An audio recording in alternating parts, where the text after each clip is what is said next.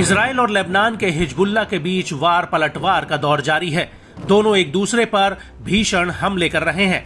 जहां इजरायली सेना लेबनान में घुसकर हिजबुल्लाह के ठिकानों को तबाह कर रही है, वहीं लेबनान का इस्लामिक प्रतिरोध भी लगातार अलग अलग ठिकानों से उत्तरी इजराइल पर आग बरसा रहा है। इजरायली स्ट्राइक में हिजबुल्लाह चीफ के मारे जाने के बाद से हिजबुल्लाह बुरी तरह बौखला गया है। उसके लड़ाके उत्तरी इजराइल पर ताबड़तोड़ हमले कर रहे हैं।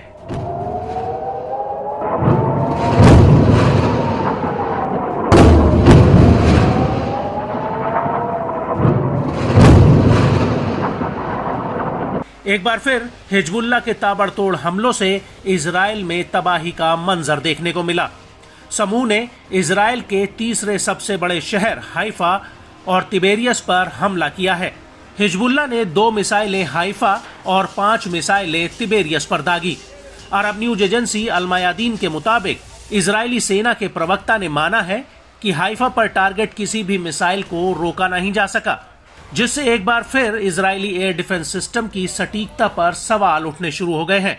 जिसके बाद आईडीएफ ने इस घटना पर जांच बैठा दी है कि आयरन डोम इन मिसाइलों को इंटरसेप्ट करने में क्यों फेल हो गया।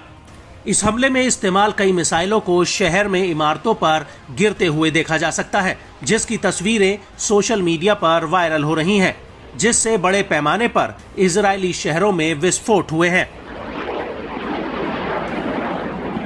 इजराइल के अनुसार इन हमलों में 10 से ज्यादा लोग घायल हुए हैं। हिजबुल्लाह ने कहा कि उसके लड़ाकों ने फादी 1 मिसाइलों की बौछार से हाइफा के दक्षिण में सैन्य अड्डे को निशाना बनाया।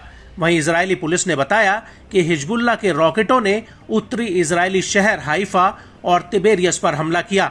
इजरायली मीडिया ने दावा किया कि हमला स्थानीय समय अनुसार सोमवार आधी रात के तुरंत बाद हुआ।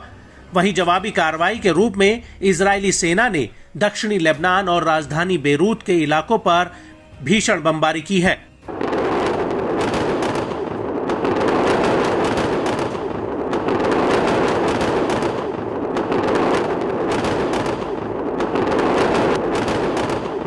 इजरायली मीडिया की माने तो 2 रॉकेट इजराइल के भूमध्य सागरीय तट पर हाइफा में और 5 अन्य 65 किलोमीटर दूर तिबेरियस में गिरे।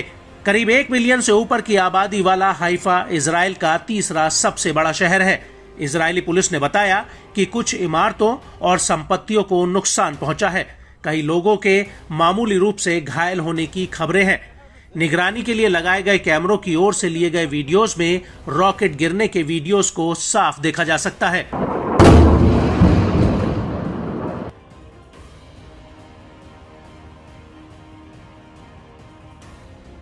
वहीं इजरायली सेना ने बताया कि उसके लड़ाकू विमानों ने बेरूत में हिजबुल्लाह के खुफिया मुख्यालय से जुड़े कई लक्ष्यों को निशाना बनाया, जिसमें खुफिया जानकारी जुटाने के साधन, कमांड सेंटर और अतिरिक्त बुनियादी ढांचा साइट शामिल हैं।